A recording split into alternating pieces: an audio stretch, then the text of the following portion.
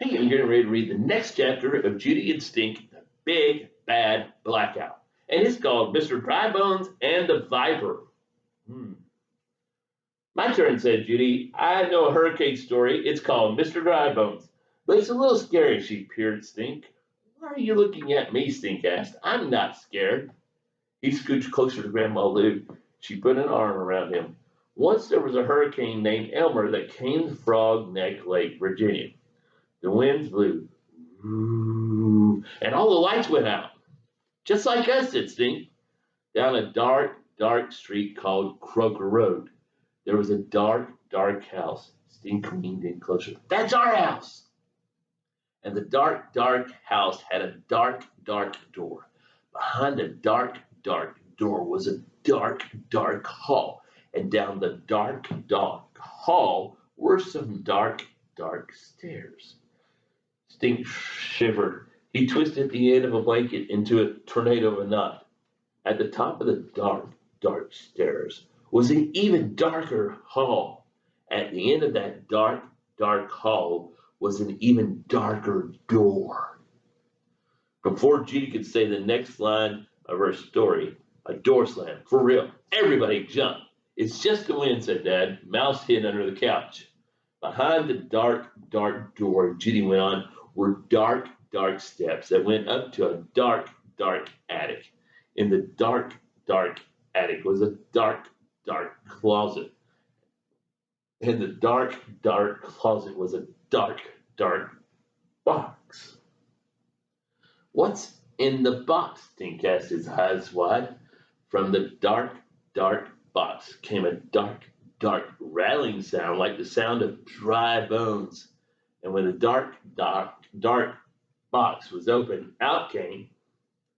Stink covered his eyes with his hands. Mr. Drybones, he squeaked. No, a pink jelly bean. Judy squealed. Everybody laughed. That's a good one, said Dad. You had me a little scared for a second. I wasn't scared, said Stink. Sure, Stink, said Judy. Dad put one last log on the fire. Grandma Lou pulled a blanket up around Stink's shoulders. My turn, said Stink. Let's hear your story, Stink, said Mom. Then bedtime. It's almost 10. Abe Lincoln was in bed every night by 9 o'clock, she added slyly. For real? Stink asked.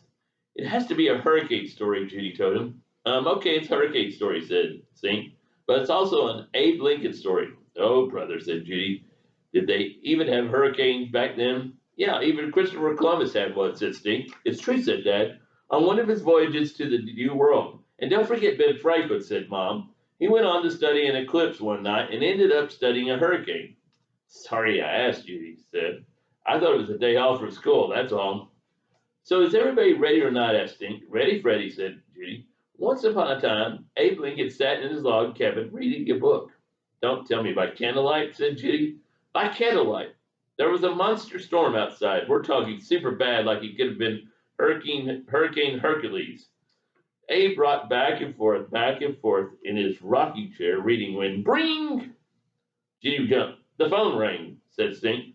Wait, said Judy. Abe Lincoln had a phone? Grandma Lou put her finger to her lips. Let's let Stink have his turn. Stink pretended to pick up the phone. Hello, Abe. Hello, Abe said. A spooky voice on the other end said, The Viper is coming. The Viper is coming. The Viper is just down the road. Who is the Viper and why are you coming? Abe asked. Click. The phone went dead. Abe went back to the reading. But he hadn't even read 2 sentences when ring, the telephone rang again. Hello, Abe said, all shaky like. The Viper is coming. The Viper is coming for you. The Viper is on your street. Presidents are always super brave, but even tall Abe was a little scared now. Who is the Viper and why are you coming for me? Click.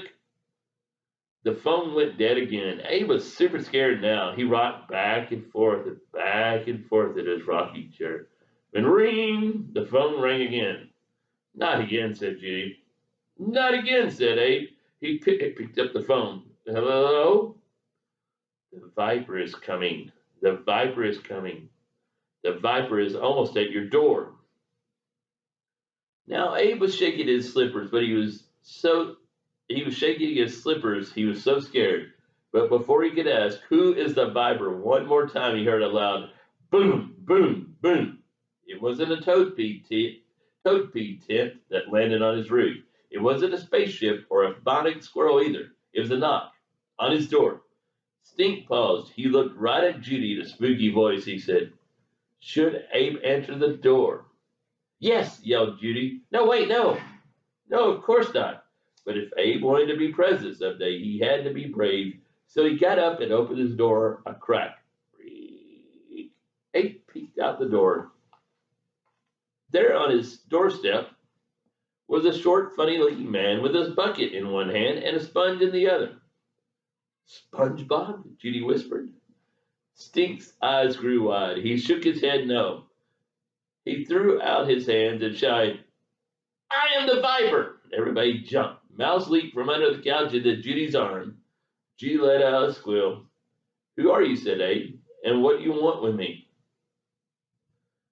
I told you, I am the Viper, the window Viper. I've come to vipe your windows." And that's the end of Abe Lincoln and the Viper.